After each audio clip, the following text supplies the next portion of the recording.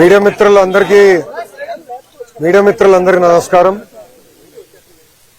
విశాఖ ఉక్కు ఆంధ్రుల హక్కు అనే నినాదంతో మనం విశాఖ ఉక్కుని మన పెద్దవాళ్ళు సాధించుకుంటాం జరిగింది. మీడియా మిత్రులు తెలుసు, విశాఖపట్నం ప్రజలకి తెలుసు.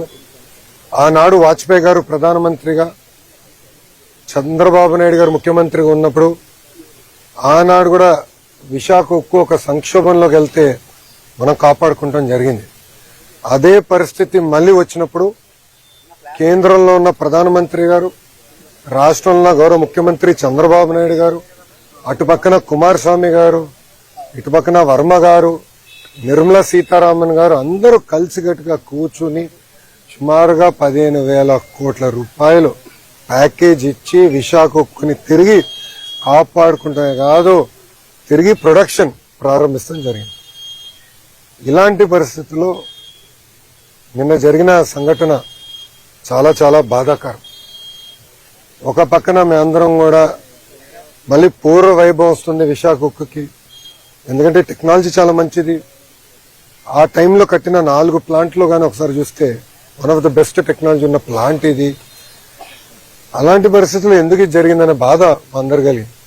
నిన్న కరెక్ట్ గా 4 గంటల 10 నిమిషాలకి ఇన్సిడెంట్ జరిగిన వెంటనే కలెక్టర్ గారు, సిపి గారికి ఇక్కడ వస్తాం జరిగింది. దాని తర్వాత గౌరవ హోంమంత్రి గారు, ఎంపీ గారు, మా పల్లా శ్రీనివాస్ గారు ఆయన వస్తాం జరిగింది. నిన్న తెలుసుకున్న వెంటనే రాత్రే కుమారస్వామి గారు వచ్చి సుమారుగా పొద్దున్న 2 వరకు మొత్తం చూసి తిరిగి ఆయన వెళ్తాం జరిగింది. వర్మ గారు కూడా ఇక్కడికి వస్తాం జరిగింది. గన్నబాబు గారు వస్తాం జరిగింది. ఎందుకంటే మా అందరు ఎన్డీఏ పైన ఉన్న బాధ్యత కేవలం కుటుంబాలని ఆదుకుంటాం కాదు, కార్మికులకి అండగా నిలబడాలి, కార్మికులకు భరోసా ఇవ్వాలనేది మా అందరి ఉద్దేశం. ఇప్పుడు 8 మంది చనిపోవటం జరిగింది, 6 హాస్పిటల్లో ఉన్నారు. దాంట్లో నిన్న కుమారస్వామి గారు కూడా వచ్చి అదనంగా 25 లక్షల రూపాయలు ఎక్స్గ్రేషియా ఆయన ప్రకటించారు.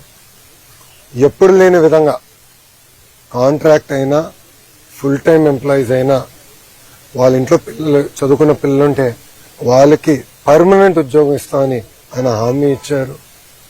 వాళ్ళు నివసించాలనుకుంటే ప్లాంట్లోనే ఇల్లు ఉండేదాన్ని కూడా ఆయన ఇస్తా అన్నారు. ఇంతేకాకుండా పర్మనెంట్ ఎంప్లాయీస్ కి చాలా స్పష్టంగా ఇంత రావాలనేది ఉంది నిబంధనలు. అది కూడా మేము రివ్యూ చేస్తున్నాం. దాంతోపాటు కాంట్రాక్ట్ ఎంప్లాయీస్ కూడా ఇంత ఇవ్వాలి, యాక్సిడెంట్ జరిగితే ఇంత ఇవ్వాలని చాలా స్పష్టంగా Visakha steel plant rule book లో ఉండడం జరిగింది. మేము ఇక్కడ వచ్చి కేవలం ఏదో చెక్ అందించి వెళ్ళేదానికి రాలేదు. ఆ కుటుంబాలకి శాశ్వతంగా అండగా నిలబడడానికి ఈరోజు ఎన్డీఏ ప్రభుత్వం అడిగేసింది. గతంలో ఎప్పుడు లేని విధంగా పర్మనెంట్ జాబ్ ఇస్తామని పెద్ద మనసుతో కుమారస్వామి గారు ఒక హామీ ఇచ్చారు.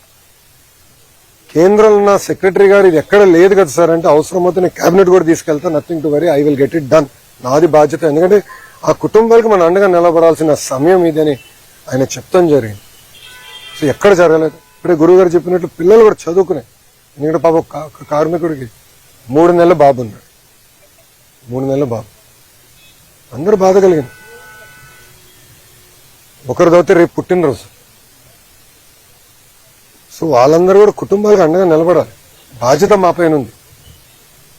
సో నేను కుటుంబాలను కలిసినప్పుడు కూడా చెప్పాను, రూల్స్ ప్రకారం కొంతమందికి ఎక్కువ వస్తుంది, నాకు ఎలాంటి డౌట్ లేదు, ఎంత ఉన్నా అంత ఇవ్వాలి. ఆల్రెడీ సీఎండీ గారు స్పష్టంగా చెప్పారు. నిన్న కుమారస్వామి గారు ఇచ్చిన ఆదేశాల మేరకు ఈ రోజు డేట్ మారే లోపల 25 లక్షల రూపాయలు ఫస్ట్ విడత కింద 8 మంది వాళ్ళ అకౌంట్ లో డబ్బులు వేస్తడం జరుగుతుంది. ఇంతేకాదు దాని తర్వాత రావాల్సిన ఎక్స్గ్రేషియా, పిఎఫ్ అకౌంట్ నుంచి రావాల్సిన డబ్బులు, స్టీల్ ప్లాంట్ ఇవ్వాల్సిందంతా కూడా మేము మొత్తం క్యాలిక్యులేట్ చేసి ఆ కుటుంబాల అకౌంట్లో వేసే బాధ్యత ప్రభుత్వం తీసుకుంటుంది. అక్కడితో మేము ఆగం. మేము అందరూ వచ్చేటప్పుడు కారులో కూడా మాట్లాడుకున్నాం. వర్మ గారు నేను కూడా డిస్కస్ చేశాం. అంత్యక్రియలు అయిన తర్వాత, పెద్దకరమైన తర్వాత మళ్ళీ అమరావతిలో ఒకసారి కూర్చుందాం కుటుంబాలతో, ఇంకెలా చేద్దాం, ఏం చేస్తే బాగుంటుంది. వాళ్ళు కేవలం సొంత కాళ్ళపై నిలబడతాం కాదు, ఆ పిల్లల్ని చూసుకోవాల్సిన బాధ్యత ఎన్డీఏ ప్రభుత్వం పైన ఉంది. గతంలో ఎట్లయితే విశాఖ ఉక్కుని కలిసికట్టుగా ఎన్డీఏ కాపాడిందో అదేవిధంగా కార్మికులకి మేము అండగా నిలబడతాం, ఆ కుటుంబాలకి మేము అండగా నిలబడతాం.